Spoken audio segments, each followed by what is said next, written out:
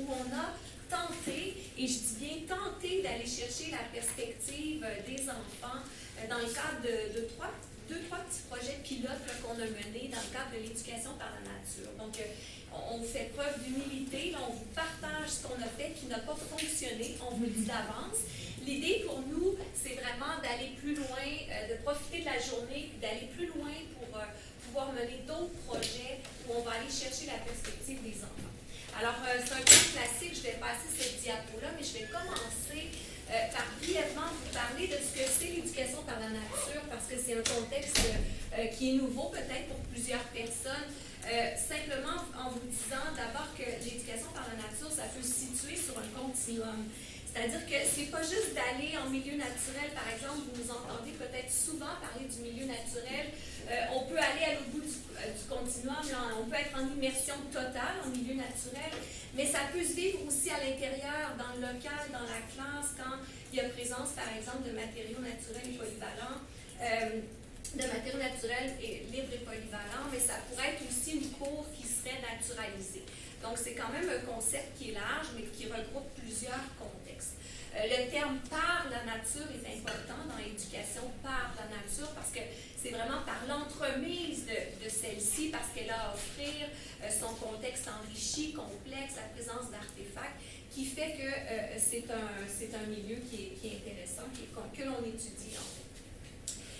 L'éducation par la nature, c'est inscrit dans le cadre de référence sur l'éducation par la nature qui a été produit par l'Association québécoise des CPE, dont rédigé par Michel, entre autres. Il y a 8 principes. Je vais y aller brièvement parce que ce n'est pas l'objet de la présentation, mais c'est quand même important de le nommer. Le premier principe de l'éducation par la nature, c'est vraiment une autre vision du temps. Hein, on est vraiment dans quelque chose qui se fait plus lentement. On veut aller souvent aussi en milieu naturel ou en éducation par la nature pour pouvoir bénéficier de ce qu'elle a à offrir. Je l'ai dit un petit peu plus tôt, mais c'est un lieu qui est riche en biodiversité, hein, quand on pense aux changements météo ou encore aux saisons. Il y a la présence aussi de matériaux libres et polyvalents, comme une branche qui peut avoir plusieurs usages, qui va venir favoriser beaucoup l'imaginaire, la créativité des enfants. On est aussi dans le cadre d'une pédagogie qu'on dit émergente, c'est-à-dire qui est centrée sur l'exploration et le jeu des enfants, dans lequel aussi on a des interactions éducatives de grande qualité. Hein. Il ne suffit pas de laisser l'enfant nécessairement complètement à lui-même, bien sûr, on est rigoureux, on mène des interventions pour pouvoir soutenir ses apprentissages et son développement. On privilégie une dynamique partenariale avec les parents, une collaboration avec la communauté et la prise de risque est valorisée dans une sécurité qu'on dit bien dosée. Et bien sûr, pour terminer, le dernier principe, c'est l'éveil de la sensibilité écologique qu'on veut favoriser. Alors, vous l'aurez peut-être compris, je vais vous centrer mon propos sur la suite des choses, sur l'idée d'être centré justement sur l'exploration et le jeu des enfants. Alors, quand on parle d'une pédagogie que l'on dit émergente, on ne sait pas trop encore comment la nommer, mais c'est le terme qu'on a pour l'instant. Donc, une pédagogie qui est centrée sur l'exploration, qui est le jeu initié par l'enfant, bien, il va de soi, hein, quand on parle de posture depuis le début, il va de soi qu'on doit prendre en compte la perspective de l'enfant. C'est inhérent, en fait, à la posture de l'adulte qui va intervenir auprès des jeunes enfants en éducation par la nature. Donc, partant de là, ben, on se dit, si on vient comme chercheur en éducation par la nature, si on vient comprendre ce qui s'y passe, bien forcément, il faut aussi aller prendre cette perspective-là en compte et ça vient finalement inspirer nos travaux de recherche depuis plusieurs années. Alors, je vais aller brièvement ici, je m'excuse, il y a beaucoup de textes, mais je vais vous le résumer à l'oral. En fait, ça a été beaucoup nommé depuis le début, donc je vais y aller plus de façon spécifique par rapport à l'éducation par la nature pour dire que les bienfaits ont été documentés souvent en éducation par la nature là, du point de vue des éducateurs, donc des adultes finalement. Donc, il y a peu d'attention en quelque sorte qui ont été accordées aux enfants en ce sens-là, même si c'est inhérent, si on veut, à cette approche. Par contre, on le sait, quand il s'agit de l'adulte, qui est interrogé, c'est pas l'enfant, c'est pas l'enfant lui-même qui l'est. Donc, c'est pas son vécu à lui qui est questionné, qui est capté en quelque sorte.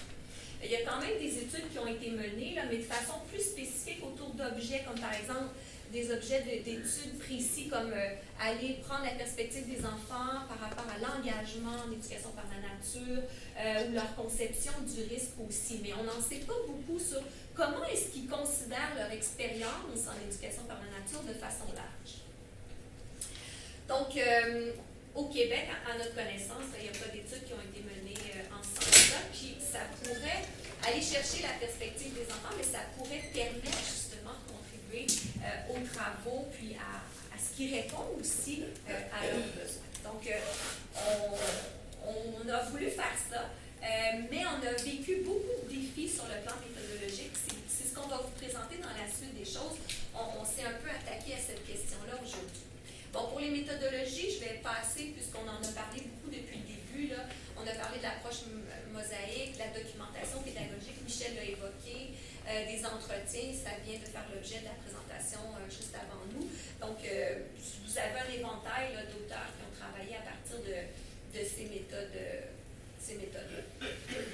Alors, je fais le portrait large, puis ensuite mes collègues vont vous parler de chacun des projets pilotes qu'on a menés depuis 2019, où on a tenté d'aller chercher la perspective des enfants. Donc, un premier pilote qui a été mené autour de 2019-2020, qui a mené à un deuxième, et l'idée, là, vous le voyez, c'est d'en arriver à notre prochain projet qui démarre autour des inégalités sociales et de santé des enfants en éducation par la nature. Puis, c'est de mieux comprendre qu'est-ce qui s'est passé auparavant pour pouvoir ajuster là, le tir pour la suite des choses.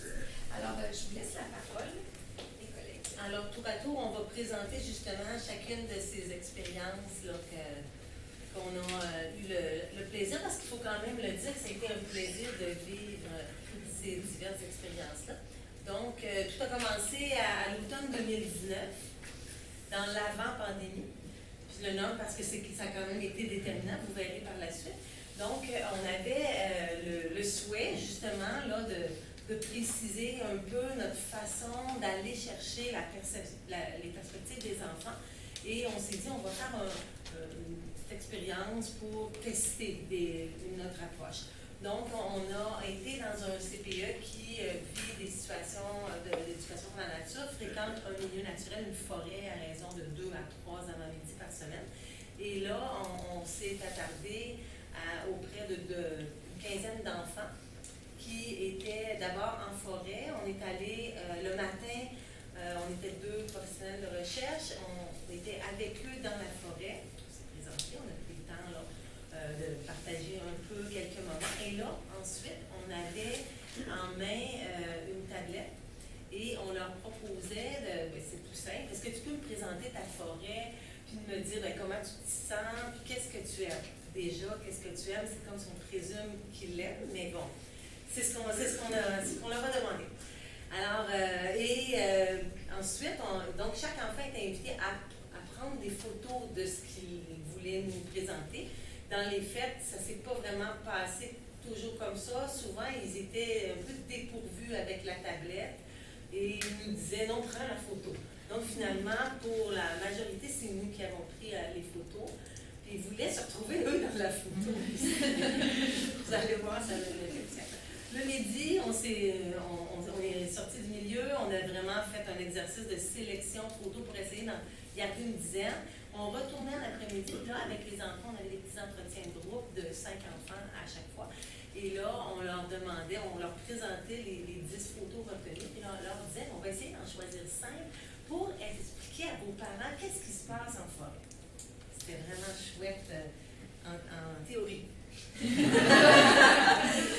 Dans les faits, ce qu'on a vécu, vous avez des exemples des réponses en forêt, c'est quand même intéressant, je ne les vécu pas toutes, là, mais parce qu'on avait capté quand même ce que les enfants nous disaient sur le moment. Donc, je choisissais d'art parce qu'il est très grand ici, j'aime grimper. Venez voir, on a trouvé une corde, on va essayer d'enlever. Bref, ils étaient déjà dans l'action. Ils n'étaient pas nécessairement centrés sur notre besoin ou notre demande, mais ils vivaient. Puis, par la suite, j'ai juste tenté de résumer les constats qu'on a faits là, à la suite de l'expérience. Vous avez des exemples des situations, mais ce qu'on a observé, tant dans la forêt qu'à l'intérieur, là, en après-midi, c'est qu'il y avait beaucoup de gêne, de retenue de la part des enfants. Et l'éducatrice nous a dit, mais ils ne sont pas comme ça d'habitude, etc. Donc, elle est en mesure de révéler qu'il y avait un contexte qui n'avait pas nécessairement permis aux enfants là, de révéler ce qu'ils avaient en tête. Ouais. Ensuite, on voyait qu'en milieu naturel, les réponses étaient brèves, mais au moins elles étaient situées. Alors, quand on s'est retrouvé à l'intérieur avec les photos, alors là, ça n'a vraiment pas marché, nous autres, notre affaire.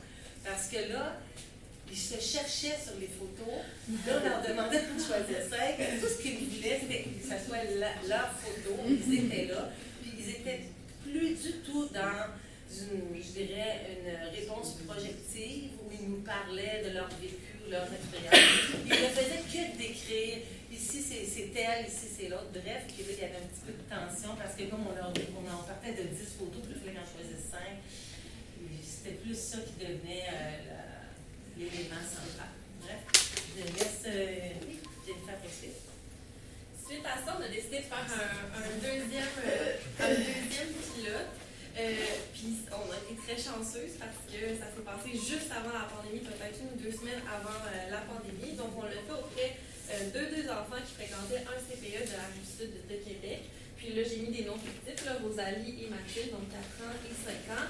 Puis on a utilisé des entretiens individuels semi-dirigés. Donc on avait quand même des grandes questions en tête qu'on voulait leur poser. Mais on a fait ça vraiment sous la forme de l'approche mosaïque. Donc fais-moi une visite guidée de la forêt. Puis dans le cadre de cette visite guidée-là, qu'est-ce que tu préfères faire en nature? Est-ce que tu peux me montrer ton endroit préféré?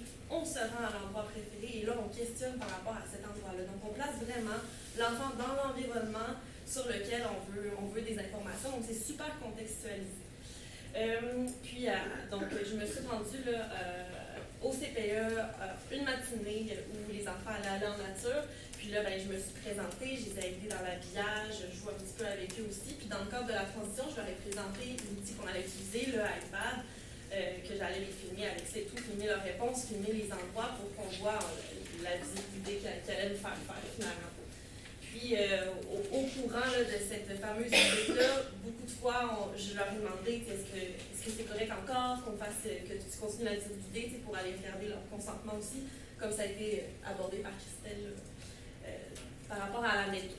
Puis, donc là, on a pu faire 2 entretiens ensemble. Puis la grande question, c'est qu'est-ce que tu fais en nature, qu'est-ce que tu apprends, comment tu te sens. Mais ça, ces questions-là, je les posais à chaque fois qu'on se rendait d'un endroit à un autre avec les enfants. Et c'était un enfant à la fois. De ça, on a pu faire des analyses de thématiques le plus indiquées en fonction de ce que les enfants nous ont nommé. Puis il y a 3 grands thèmes qui sont ressortis. On partait déjà de l'apprentissage, activité, sentiment, puis des sous-thèmes. Puis il y avait souvent, sur le plan des apprentissages, les enfants, quand je posais la question « Qu'est-ce que tu apprends ?» c'était pas super clair pour eux. Donc là, j'allais plus en format, dans les réponses qu'ils nous ont données, c'est plus à partir de ça, sans que j'ai demandé « Qu'est-ce que tu apprends en nature ?» puis ça sortait tout seul dans la conversation.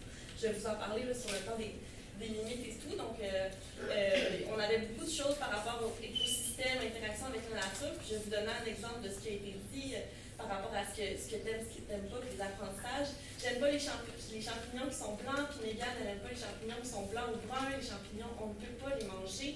Comme ça, là, les petites choses vertes, en pointant la mousse sur un arbre, ça veut dire qu'il y a bientôt des champignons qui vont pousser. Fait qu'on n'aimera pas ça parce qu'on a peur, ça peut nous faire mal au cœur. Donc, on a l'impression qu'ils ont appris quelque chose par rapport aux champignons puis à leur aspect qui peut être vénéneux. Puis il y a d'autres exemples de propos, mais il y en a eu plusieurs dans le cadre de ces 2 entretiens-là. Là, on est plus sur le plan de la méthode, donc les fameux constats et limites. L'importance de placer l'enfant dans l'environnement sur lequel on questionne ou sur lequel on va le questionner. Visite guidée de la nature, ça a été un des must de qu'est-ce qu'on a fait. On a trouvé que ça a été vraiment porteur. Puis le contrat de communication à établir plusieurs fois avec les enfants, super important aussi, parce que oui, on a le consentement de leurs parents, mais les enfants, s'ils ne sont pas à l'aise, ça va paraître dans leur réponse, donc ça ne va pas être représentatif de ce qu'ils nous nomment. Puis, il y a des concepts qui sont plus complexes pour les enfants. Comment tu te sens en nature? C'est pas facile de répondre à ça pour eux. Puis, j'ai manqué de temps un peu pour réaliser le 2e entretien. Donc, le côté prendre le temps est important aussi. J'avais l'impression que de faire un entretien par matinée, ça aurait été mieux, plus riche aussi. Puis, les enfants auraient pu avoir plus de temps pour répondre. Et tous les enfants du CPE voulaient se faire interroger. Fait que ça, c'est peut-être une autre limite que j'ai pas inscrite là, de le côté, quand tu es là, ben, ils veulent en parler de ce qu'ils vivent en nature. Donc là, vous voyez les dates qui s'approchent dangereusement de mars 2020. Donc, en fait, on avait comme projet de faire, pendant notre collecte du printemps, qui a été grandement changée, modifiée, on avait le projet, en fait, de mener des entretiens avec les enfants. Sauf que le contexte pandémique au Québec cet été-là, le premier été de la pandémie, faisait que même nous, lorsqu'on allait pour poursuivre en fait la collecte, on devait porter un masque, une visière. Donc, après, créer un lien avec les enfants pour faire des entretiens, ça n'aurait pas été possible. Donc, on a vraiment eu la chance d'avoir des éducatrices qui étaient volontaires là, pour faire les entretiens elles-mêmes. Donc, on va pouvoir vous montrer un peu comment on a fait. Puis, pour l'analyse des propos des enfants, on est vraiment allé dans le cadre de l'éco-sensibilité parce que c'est mon sujet de mémoire. Donc, je vais vous présenter un peu des propos des enfants selon le plaisir qu'ils ont eu en nature, leur responsabilité aussi qu'ils sentent envers la nature, l'empathie. Bref, donc, on va faire un petit portrait. Donc, au final, on a 2 CPE qui ont accepté de participer en fait à ces entretiens-là. Au total, on a 12 enfants. Puis, étant donné qu'on donnait un peu le canevas d'entretien aux éducatrices, c'est elles qui choisissaient si elles faisaient un peu un entretien de groupe selon ce qu'elles avaient comme ressources ou des entretiens individuels là, si elles avaient par exemple un autre adulte avec elles dans le groupe. Donc voilà, on a un beau portrait avec des entretiens individuels et de groupe. Et bien, c'est ça. On avait certaines éducatrices qui utilisaient des photos, qui montraient les photos aux enfants, qui les questionnaient par rapport à ça. On a d'autres éducatrices qui préféraient le faire directement en nature avec les enfants. Donc, ça a vraiment pu faire un beau portrait complet qui a apporté quelques limites qu'on va bien entendu discuter dans quelques instants. Puis, juste pour faire un peu ressortir les propos qui ont été nommés par les enfants, c'est quand même très intéressant. On a un entretien de groupe, si on regarde vraiment plus le volet responsabilité, où des enfants échangent pendant, en fait, l'adulte a posé une première question et ensuite, les enfants ont fait un peu du pouce sur les propos de l'autre. Donc, on va avoir, par exemple, il faut faire attention de ne pas écraser les insectes parce qu'il faut les laisser dans la nature. Parce que si on tue tout ce qu'on voit, ben, il n'y en aura plus pour nourrir les trucs. Oui, mais si on brise tout, ben, il n'y aura plus de vie, puis comme plus de nature. Puis un autre enfant qui renchérit, puis on n'aura plus non plus de nourriture.